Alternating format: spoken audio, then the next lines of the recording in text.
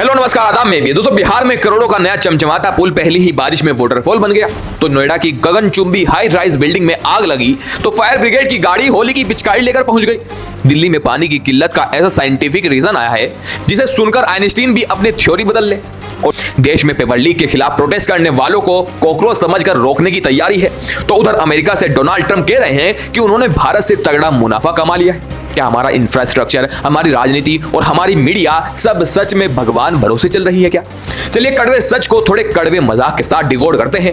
शुरुआत करते हैं देश के उस हिस्से से जहां पुल बनना और गिरना एक सीजनल त्योहार बन चुका है। बिहार के सारनपुर जिले का रामभटपुर 4 लेन ब्रिज अभी कुछ महीने पहले ही बना था, लेकिन भाई साहब मॉनसून की पहली दस्तक क्या हुई, इस पुल के जॉइंट से पानी ऐसे बह रहा है जैसे कोई टूरिस्ट स्पॉट का वाटरफॉल हो। सोशल मीडिया पर लोग इसे ट्रिपल इंजन सरकार का करिश्मा कह रहे हैं। हालांकि कुछ अधिकारियों का कहना है कि अप्रोच रोड का काम अभी अंडर कंस्ट्रक्शन है, इसलिए पानी रिस रहा है। खैर बहाने जो भी हो, कहानी सिर्फ सारण की नहीं है। बक्सर जिले में अभी अभी शुरू हुई इटाड़ी गुमटी रेलवे ओवरब्रिज का एक स्लैब अचानक 1 फुट नीचे धंस गया दोस्तों।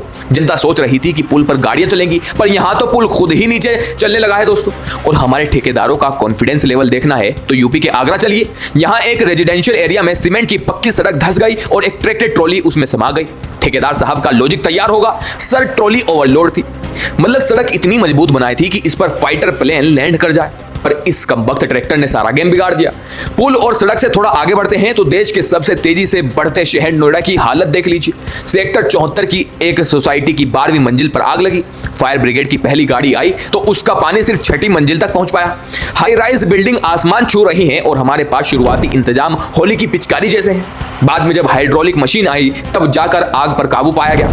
यह हाल तब है जब हम स्मार्ट सिटीज और वर्ल्ड क्लास इंफ्रास्ट्रक्चर की बातें करते हैं। अब जब इतनी गर्मी पड़ रही है तो जरा बिहार के सरकारी अस्पतालों का हाल भी जान लीजिए।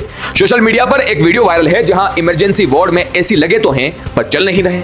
मरीज फर्श पर लेटे पसीने से तड़प रहे हैं। इस पर नेटिजन्स ने तंज कसा है कि सरकार मरीजों का इतना ख्याल रखती है, कहीं एसी और कूलर की हवा से मरीजों को ठंड न लग जाए। और हाँ, पर्यावरण भी तो बचाना है, भले ही मरीज की जान पर बन जाए। लेकिन पर्यावरण और साइंस का सबसे अल्टीमेट ज्ञान इस बार दिल्ली से आया दोस्तों। दिल्ली में पानी की भयंकर किल्लत है।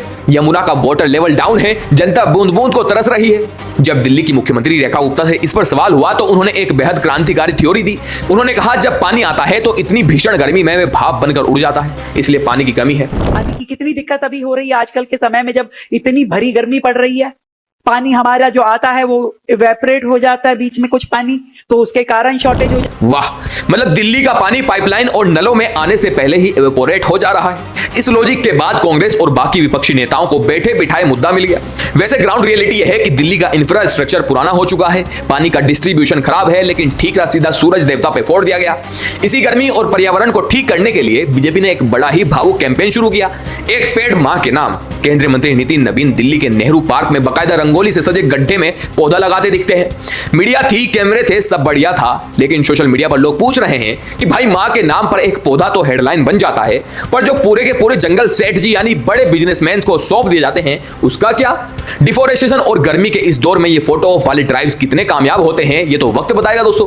खैर पर्यावरण से हटकर जरा दिल्ली के जंतर मंतर का माहौल देख लीजिए। 6 जून को वहां एजुकेशन मिनिस्टर के इस्तीफे की मांग को लेकर एक बड़ा प्रोटेस्ट होने वाला है, क्योंकि देश भर में लगातार एग्जाम पेपर लीक हो रहे हैं। लेकिन प्रशासन की तैयारी देख लीजिए आप। एक सीनियर जर्नलिस्ट ने तंज कसते हुए वीडियो शेयर किया है कि जंतर मंतर पर इतने सारे पुलिस बल, वाटर कैनन, वरुण वन और बैरिकेड से लगाए गए हैं ताकि वहां कोई कॉकरोच ना घुस सके। मतलब जो छात्र और युवा अपने हक और सिस्टम के खिलाफ आवाज उठाने आ रहे हैं, उन्हें सिस्टम इस कदर रोकने की कोशिश कर रहा है कि आप सोच भी नहीं सकते। अब थोड़ी बात इंटरनेशनल लेवल की, जहां हमारी गोदी मीडिया हमें रोज बताती है कि भारत का डंका पूरी दुनिया में बज रहा है। वर्ल्ड प्रेस फ्रीडम इंडेक्स में हमारी मीडिया 157वें नंबर पर है। और क्यों है, इसका एक क्लासिक एग्जांपल देख लीजिए। खबर आई है कि भारत अब वेनेजुएला से तेल खरीद रहा है। न्यूज चैनल्स पर एंकर अंजना ओम कश्यप और बाकी के लोग इसे भारत की एक बड़ी प्रॉफिटेबल डील बता रहे हैं, मास्टर स्ट्रोक बता रहे हैं। फायदा किसे? भारत को। और सोचिए, जब वेनेजुएला का तेल हमें सस्ता मिल रहा है और इससे इंडियन बास्केट को भी तेल सस्ता हो रहा है, तो हम वेनेजुएला से तेल क्यों ना खरीदें? और यहां तो हम बहुत सोच समझकर कदम उठा रहे हैं। एक दौर वो भी था। लेकिन अगर आप फैक्ट्स और डेटा को देखेंगे तो रूस हमें $70 प्रति बैरल पर तेल दे रहा था, जबकि वेनेजुएला से हम $114 प्रति बैरल पर तेल खरीद रहे हैं। महंगे तेल को मुनाफे का सौदा बताना सिर्फ हमारी मीडिया ही कर सकती है। और इसके पीछे की क्रोनोलॉजी समझिए दोस्तों। फरवरी 2026 की यूएस इंडिया ट्रेड डील को देखिए।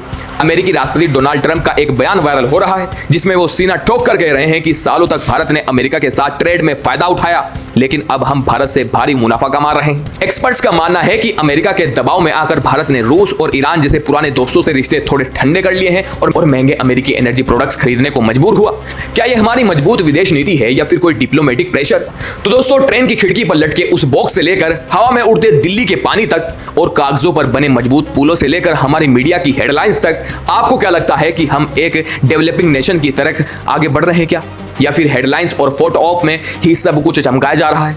जब पेपर लीक पर सवाल उठाने वालों को बैरिकेड्स मिलते हैं और टैक्सपेयर के पैसों से बने पुल पहली बारिश में ही बह जाते हैं, तो सवाल पूछना जरूरी हो जाता है।